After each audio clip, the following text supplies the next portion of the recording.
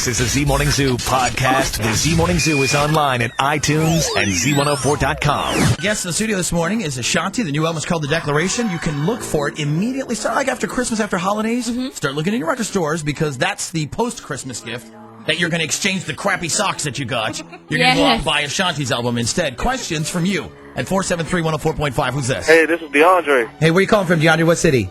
I'm calling from Chesapeake. Okay, what's your question for Ashanti? Go ahead.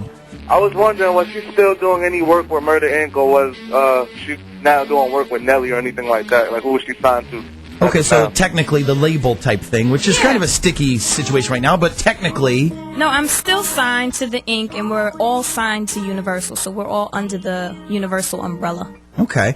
And if in the future, let's say somebody granted you 3 wishes, would one of those wishes be like, hey, I'd like to start a record label of my own? You know, you've been on a label. Would you like to start one of your own? It's kind of in the works. Oh! Apparently she met a magic genie. Yeah. First wish, meet Nick Taylor. Second wish, own record label. 2 for 2! All right, thanks for the call. I appreciate it. Z104, good morning. Hi, who's this? Hey, this is Christina down in Suite 205. Oh, well, very nice. Sweet 205. Right across the street. Oh, she's across the street. Yeah. Come over here. We got breakfast. Okay, that's what we wanted to come down there and see Ashanti. Yeah, well, come on down. Hi. Okay, hi, how are you? Good, how you doing? I'm good. All right, well, come on over here, okay?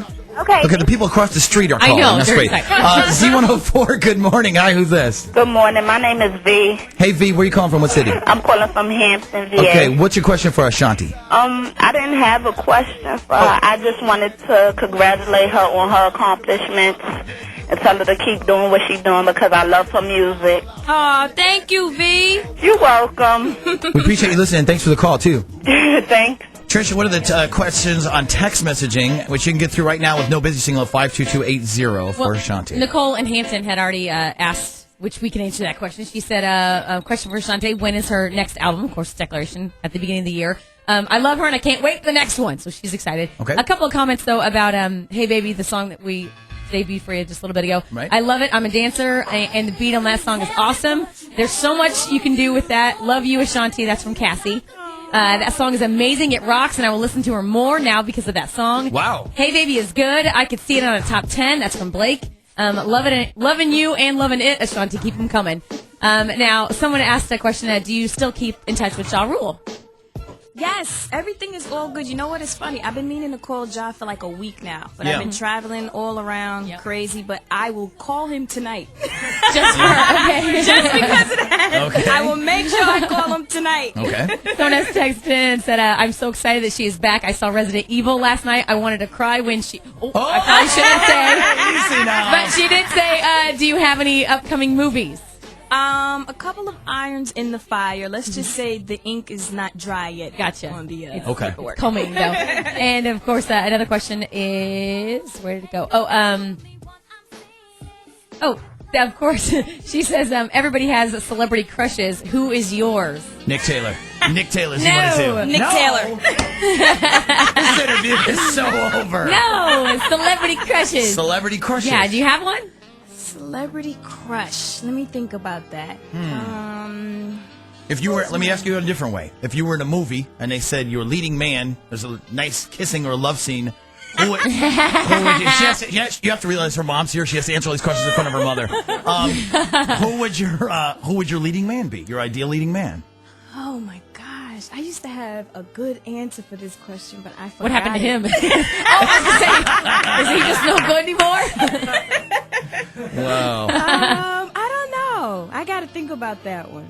Okay. I'll come back to it. You think about it. I'll let you whiz out that one. Wow. I'll not let you whiz out. That ain't going anywhere. So, all right. And here's something about Ashanti you probably didn't.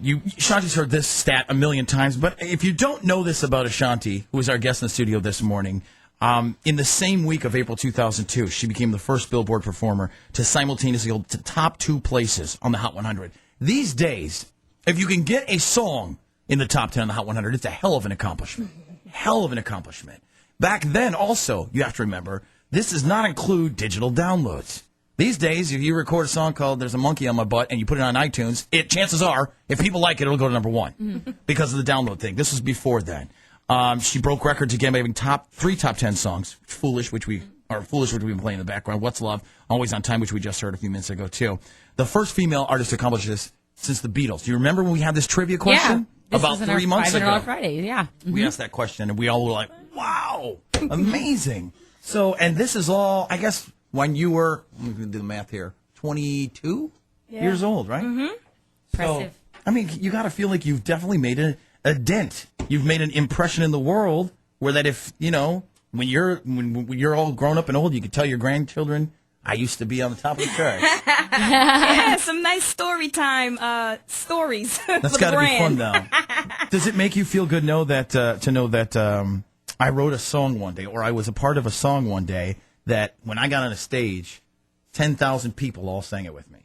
What is that feeling like? It's the most amazing feeling in the world. I'll tell you, even 10 times better than that. I think my biggest audience ever, we went overseas to London, and it was called Party in the Park, and we did a show for the Prince over there, and I kid you not, it was 100,000 people, and it was a huge, like, gigantic park. Obviously, we looked like ants on the stage, but I could still see like Ashanti posters and pictures. It was the most overwhelming feeling ever, and to like step on the stage and hear people calling my name and singing, you know, like you said, a record that I wrote. It was like.